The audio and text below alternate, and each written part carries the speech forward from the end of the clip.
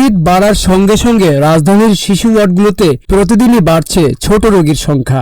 ঠান্ডা, কাশি, pneumonia, diarrhoea এই মৌসুমী রোগগুলোতে আক্রান্ত হয়ে আসছে 2 মাস থেকে 5 বছরের শিশুরা। দর্শক, বাড়ছে শীতের প্রকোপ। দিন যত এগিয়ে যাচ্ছে শীতের ভয়াবহতা, শীতের তীব্রতা আরও প্রকট আকার ধারণ করছে। আর এই সময়টায় হাসপাতালগুলোতে শিশুদের ভিড় লক্ষ্য করা যাচ্ছে। এই শীতে বৃদ্ধ এবং শিশুদের আক্রান্ত হওয়ার সম্ভাবনা বেশি থাকে। অনেক শ্বাসকষ্ট হয়, অনেক কাশি হয়, আর এই ধরনের কোনো সিমটমই নাই।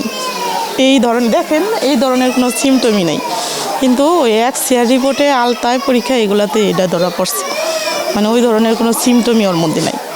মানে বাহ্যিক যেই অ্যাক্টিভিটিস থাকে সেখানে এগুলো বোঝা যায় না, কিন্তু চেক আপ করার পরবর্তীতে নিউমোনিয়া ধরা পড়েছে। চেক আপের কারণে ধরা পড়ছে।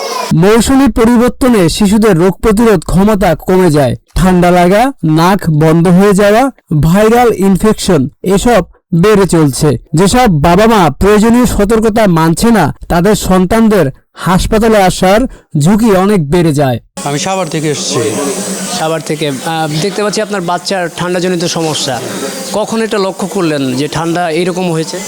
আজকে যাবত 3-4 দিন ধরে আমরা আপনার ঠান্ডার প্রবলেম ছিল। আর এই জায়গায় আমরা আগে ভর্তি ছিলাম, আপনার 15 দিন পরে আবার আসছি। আপনার এখনও ডাক্তার দেখালাম, ডাক্তার আবার ভর্তির জন্য বললো। আজকে আমরা ভর্তি হয়েছি।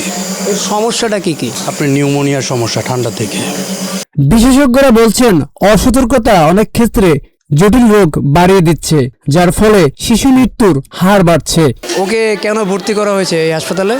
ঠান্ডা, জ্বর, কাশি এর জন্য। এটার সমস্যাটা মূলত কতদিন যাবৎ ফেস করতেছেন? এই 4-5 দিন। এখন তো শীতকাল আসছে, অভিভাবক রয়েছে বাচ্চাদের, তো তাদের কিন্তু একটু বাড়তি যত্ন নেওয়া উচিত শিশুর, এবং অনেক বিষয় কিন্তু লক্ষ্য রাখা উচিত, যেই কারণে কিন্তু ঠান্ডা, জ্বর এগুলোর সমস্যা হয়। তো সেই ক্ষেত্রে আপনারা এটার বিষয়ে কতটা সচেতন ছিলেন?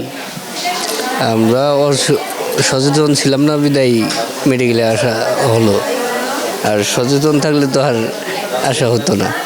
চিকিৎসকদের মতে শীতের সময় শিশুদের উন্মুক্ত স্থানে খেলতে দেওয়া, এ সময় গরম কাপড় না পরানো, ধুলাবালির সংস্পর্শে আসা এবং বাচ্চার খাবার পানি নিরাপদে না রাখা, এসব অভিভাবকদের অসতর্কতার ফলেই অসুস্থ হচ্ছে শিশুরা। সর্দি কাশি এগুলো ছিল আর কি। পরে আমরা প্রাথমিকভাবে আমাদের জেলায় যে স্বাস্থ্য কমপ্লেক্স আছে বা হসপিটাল আছে প্রাইভেট, ওগুলাই নিয়েছিলাম।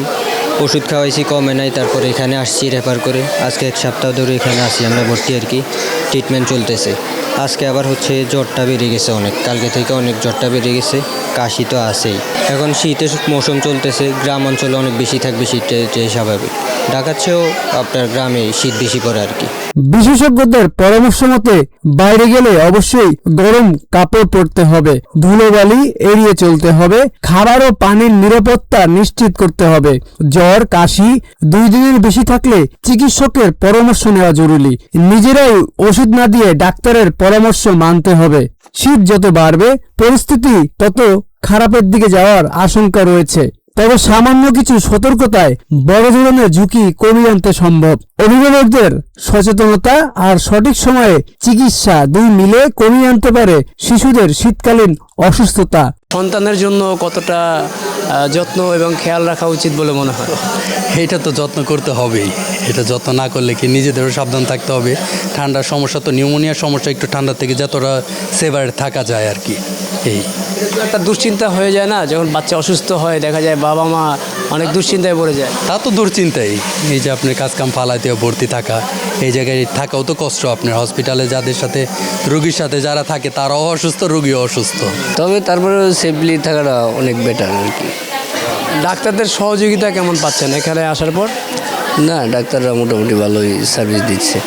দর্শক, অভিভাবক হিসাবে আমরা যদি কিছুটা সচেতন থাকি, সেক্ষেত্রে কিন্তু বাচ্চাদের যে রোগে আক্রান্ত হওয়ার সম্ভাবনা সেটা অনেকাংশেই কিন্তু কমে যায়। সেক্ষেত্রে দায়বদ্ধতা কিছুটা অভিভাবকের দিকেও থেকে যায়। আমরা সর্বোপরি অভিভাবকরা যদি কিছুটা সচেতন থাকি, তাহলে কিন্তু আমাদের বাচ্চাদের এরকম হাসপাতালে ভর্তি করতে হবে না। সেক্ষেত্রে সচেতনতা অত্যন্ত জরুরি। দর্শক, ভয়েস অফ পিপল জনতার কথা বলে। আপনার আশেপাশে যদি কোনো সামাজিক অবক্ষয় বা কোনো অনিয়মের চিত্র দেখে থাকেন তাহলে সেটা আমাদের কাছে অবহিত করুন, আমরা সেটা তুলে ধরব জনতার আদালতে। এবারকার পর্ব এ পর্যন্তই, আগামী পর্বে সবাইকে সাদর আমন্ত্রণ। ভয়েস অফ পিপল দেখতে চোখ রাখুন প্রতি শুক্রবার রাত ৮টায়।